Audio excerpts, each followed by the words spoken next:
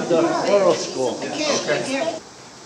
The president just arrived here, so hopefully he can get his act together and plan for a meeting. What? Let him eat first. After we do that. What? Let him eat first. Right, we'll let him eat first. So I have a friend here, Dale Kecklock from over in Elephant, and he's gonna shoot some YouTube video that will end up being on the internet. So if you have any concern about being pictured, then probably stay out of the limelight.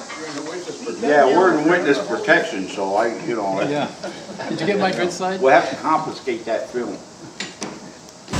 So, this particular family reunion started in 1902. And Hollister family started it because all of the siblings of the original children of Thomas and Abia Lane were dying. Juliet Pruitt, I think, had died in 1902. And after her death, they decided we got to do something to keep the family going. And so they got together usually the last Saturday of the month in August, but it varied from year to year. And during COVID, we were really erratic. And I apologize for that, but I had nothing to do with the leadership of this group. The only reason I'm speaking is that I was elected in the early 90s permanent historian of the family, which I initially thought was kind of a weird thing. And Charles Samuel Garrison had said to me, now, you have to apologize for what your ancestor did. And I had no idea what he was talking about. I said, well, I'm related through Hannah Bagley Rao. They lived over in Mashopin, between Mashopin and Kaiserville.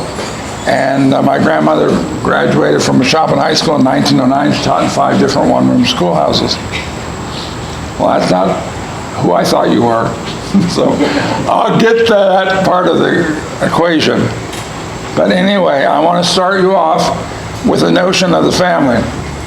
Thomas and Abia Lane Bagley came here in Pennsylvania in 1804 from Vermont. A trip that took about 2 weeks. They landed in a community called Waterford, which is present-day Brooklyn, PA. And they arrived in 1804. They were very active Methodists.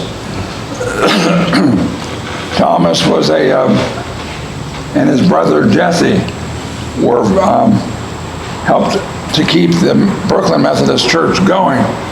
In 1817, their parents, Orlando and Dorcas, and we're not sure about her maiden name, it's either Sargent or Taylor, they decided to go to Ohio for greener pastures.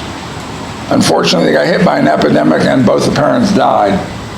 So all of the kids that survived came back to Pennsylvania. Jesse lived in Brooklyn, and Thomas lived in Springville initially. In the 1850 census, he was in Auburn Township. He was a kind of a lay preacher at the Craig Hill one-room schoolhouse called the Schoolhouse Appointment by the Methodist Church. In 2003, when we had the 100th reunion, we did a tour of all the spots of interest to the early family. The schoolhouse that he preached in was at that point pretty well decrepit. It no longer exists, it's gone. There's a picture of it, what we saw in 2003, but the school's gone.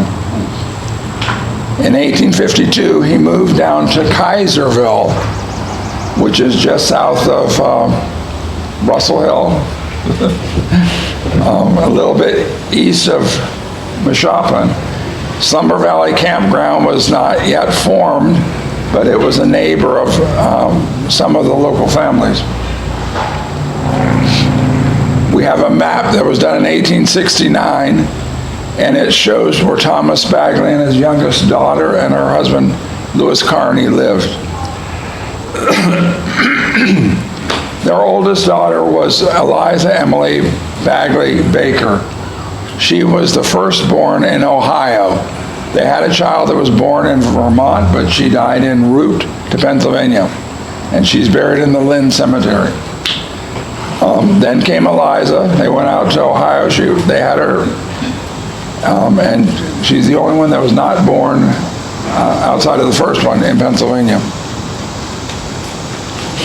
She gave birth to, I think, 8 or 9 children. A few of them bakers. I mean, all of them were bakers, but a few of them were females and carried other names. So we have Rosengrants here that were a product of Anna. We have Miriam Baker Adams, which is where these guys come in. And they are buried up in the Sunnyside Cemetery. Thomas Adams, who was in the Civil War, buried up there. After Eliza, there was Sarah Bagley Hadsel. They were married down in the Eatonville area, and the family moved to Fulton County, Illinois. And so in the first 10 years, many of the Hadsels came back for the Bagley reunion. But in later years, we haven't seen them. But they're around, and I've had many clear conversations with them recently. Then came James Bagley, Miriam Ophelia Bagley Evans, who was kind of the queen of it all. She lived to be 98. And one of the interesting things in her obituary was that she was survived by 62 great-grandchildren. So I'm sure she kept busy keeping track of her day book or dress book or sending out Christmas cards or whatever. God bless her. The thing I remember about her is in 1915, when she was in her 90s, the picture of the 1950 Bagley Lane reunion, my dad's first. He was born that year, and she photobombed the picture. She got involved in it, and so I just say it as a joke, but she was really the glue that kept this family going, and she was responsible for most of the more recent history of the family. Then came James Bagley. He was in the 141st Regiment, served in Gettysburg, served 3 years. And then there was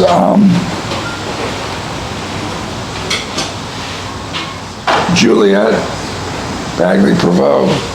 She married to Theophilus.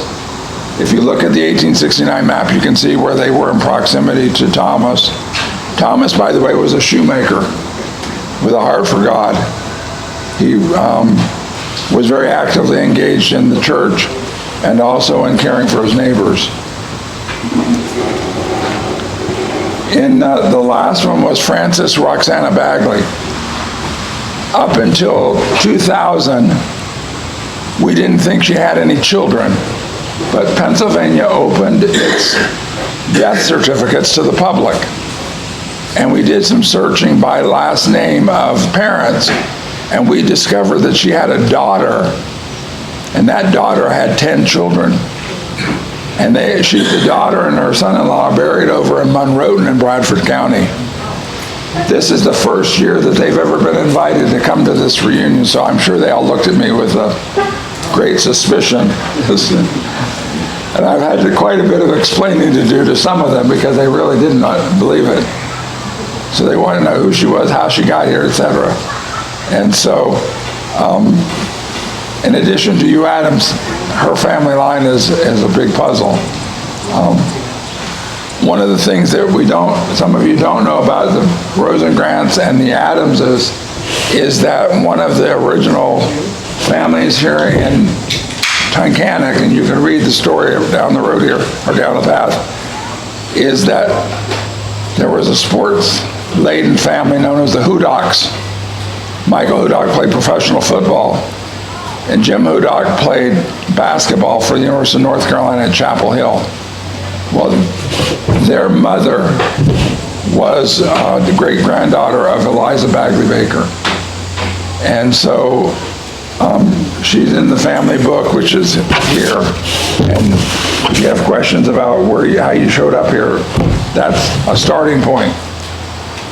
Charles Bagley Garrison was the first permanent historian. He gathered this information. He married into the family, except he was a descendant of James Bagley, and he married a descendant of Miriam Ophelia Bagley. So we have a couple individuals in this family that double-dosed on our ancestry. And I don't think they have a special privilege, but they can trace their family roots a couple of ways. Cecilia, are you in that line? What? Which line? For your descendant from both Charles Bagley Garrison and Hollister? Yeah. So I just wanted to set the record straight on that part of it. Some of the things we have here, some old reunion pictures, and some require some identification if you can reach back into your past or you're curious what earlier ancestors look like. We had two nephews of Thomas Bagley were killed in the Civil War. One of them had two children who was raised in the Soldiers' Orphan School over in Hartford. And I recently made contact with one of his descendants, one of the boys' descendants, and he lives up in Providence, and he actually does archival work. And he's very interested in the Salem witch trial because our Orlando Bagley, his great-grandfather, was the magistrate who brought in one of the persons accused of witchcraft, Susanna Martin North. He didn't have anything to do with her being sentenced, but he brought her into trial, and she was killed. She was executed. It's a story that is quite fascinating if you stop and read about it, or you've seen the dramatic presentation of the Crucible. Some of you may have remembered back in 2005, we had a young man from here died over in Iraq, Daniel Arnold. He married Kim Helmuth, and we have a story about him coming back here. He said, if you read this, then I'm not alive. And that was a letter that she was sent back here. She had two boys, Cody and Devin. They would be 20 this year, around in their 20s. And she has done some family history work. I invited her to come, but didn't expect to see her. But they are here. I asked Dwayne if he might come and talk a little bit about. Did? I don't know. Did you bring some stuff on your dad? No, I didn't bring them. Okay. I didn't know I was supposed to. Okay. Well, Dwayne's father spent 25 months in prisoner of war camp in Germany. And so... 27 months. And so I just recently helped him locate where he was liberated from. The Russians actually liberated him, but the Americans got there 10 days later and got him home to Fort Dix, New Jersey, and spent quite a bit of time there getting cleaned up and reacclimated to American life. With well over a year in the hospital down there. So he is looking for some more information about his dad's medals and stuff like that. Yeah, I'm working on that now. I don't know a whole lot about your ancestry, or your parents actually, but if you want to talk a little bit about yours. My dad was, his dad was Belgian, Okay, and he served in the army. He was in England and France. okay, He wasn't in prison though. okay, well, that's good. Yeah. I'm sure it wasn't a very great experience. Yeah. My father was in World War II, and in 1948 and 49, he was involved in the Berlin airlift. And he was one of the candy bombers that were sent over there to drop. Joseph Stalin had decided that he wanted Germany to pay for World War II, and they blockaded the city of Berlin. At that time, Berlin had been divided into 4 zones. The American, the French, and the English zones were considered free. And then the Russian zone was Eastern European.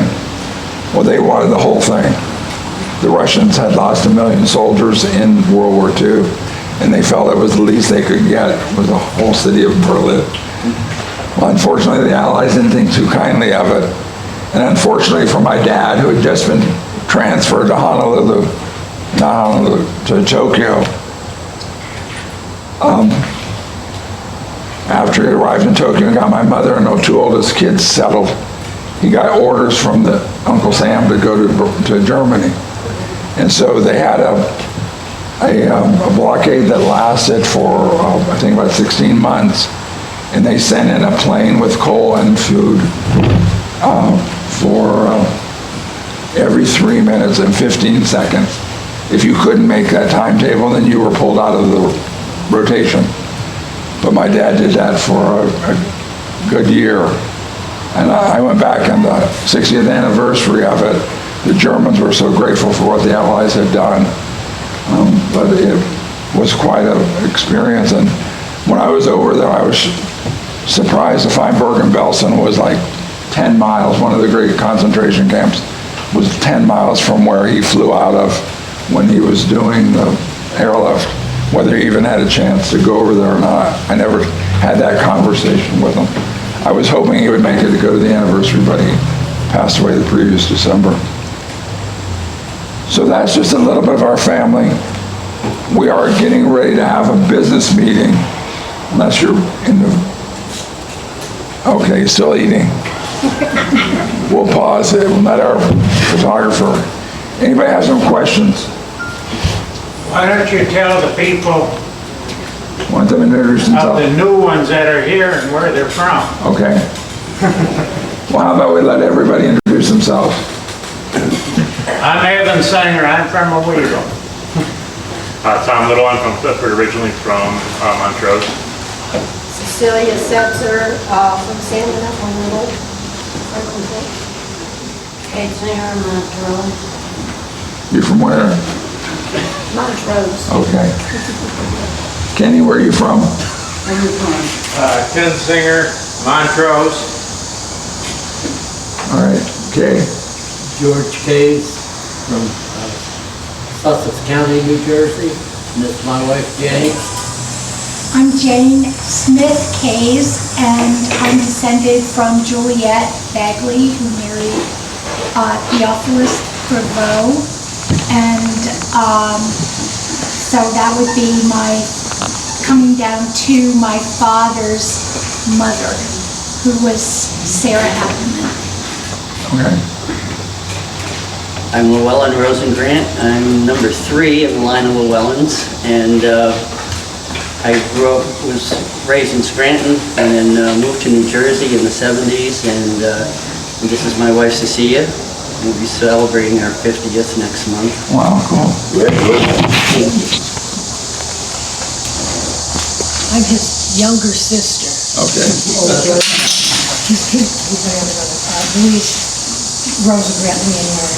Did you come with him in the 60s? To Bagley? Oh, yeah, we used to, Yeah, it's for been about 60 15 years. years. Every year we'd be there, but then, anyway, that's how I was from the Llewellyn elders, because my husband Alan said, oh, Leonore is in there. And how's Carol related to you? Pardon me? How was Carol related to you? Carol was my first cousin. Okay. So their first cousin, Carol Tar Jenkins, her daughter in 1998 gave birth to quadruplets. Wow. And this is Anna Baker Rosengrant. She was a, Big deal back then, wasn't it? oh yeah, still a big deal. There's an article about the birth down here if you're interested. Dwayne? I'm Dwayne Adams from Shopping. I'm Sarah now. I'm a Holdney. Alice Everpool from Fortson. Through Kenneth Hollister, Ruth Hollister family. Three of us through the same family. Walk over to those other people. My dad, everybody knows him by Joyce. It's Everpool. Yeah, walk over to those other people. From Auburn, Four Corners, which is Mashopin Township.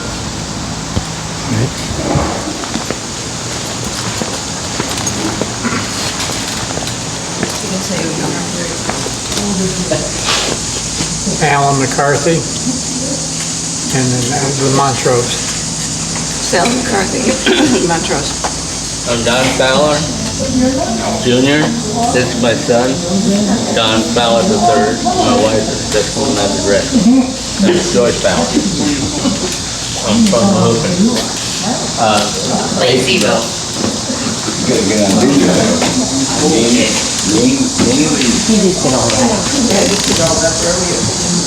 I'm Bob Baker, and I'm a native of Mashopin. My dad transferred to South Carolina in the Air Force when I was 2 months old. The great thing about that is I grew up in the shadows of the Civil War. I was at the 100th anniversary bombing of Fort Sumter in first grade. Went back 50 years later and was at the 150th anniversary with my uncle Roy. And so I have a great fondness for the Civil War. If I can answer any question, I would be happy to do about that. Thank you all. Thanks everybody to be here. We will start a business meeting out soon. Well, when Sally gets done eating. Well, the only time I changed, one center changed years ago, but a lot with your arms, yeah, it would be good.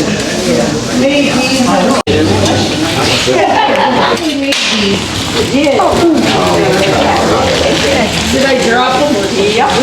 She didn't give me a phone number. She left me a message, but I didn't just talk to her. Thank you. What's that?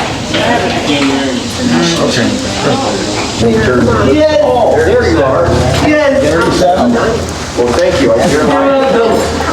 I'm 85. That's Anybody older than 85? Now? Yeah, Pittsburgh Air Base. How old are you? You're not 85. Thank God, the Army. I will be in about Oh, yeah, I'll let you know. 6 minutes from now. Your birthday's today, too? No. I'm an April Fool baby. It's my birthday. Today's your birthday? Ready? Happy birthday to you. Happy birthday to you. Happy birthday, dear Cecilia. Happy birthday to you. Thank you. Now say that. Happy birthday. If I'm the oldest. Here's yours, ma'am. Okay. You sure? If I'm the oldest. Yes. Are you older than 85? These are beautiful. You're the secretary? I'm the treasurer. Okay, it was Ken, but he doesn't want to take it, so we'll leave it for next year. How old are you, Ken? How about the oldest woman? She's not. Oh my goodness. I might be close though. Okay, Kay, is that you? Oldest woman, my wife. Nobody will. No, I get older tomorrow. Tomorrow's mine. Yeah, it is. Tomorrow's your birthday? Yes. Oh, happy birthday. Happy early birthday. Thank you. Right? Yep, mine. I just stopped having it. I don't have I'll be 51. Just a baby, yeah. Never will. it. Take my cookies and run home. How old are you? How old are you? Anybody younger than 39? I think she has it. I don't even have a 39 waistline. 39. Did I give you a magnet, sir? Yes, we got one. Guy says to me, Thank you. nurse said to me one time at work, they gave me a physical. She told me, she said, well, you're built and stuff, you should only be like about a Yes, I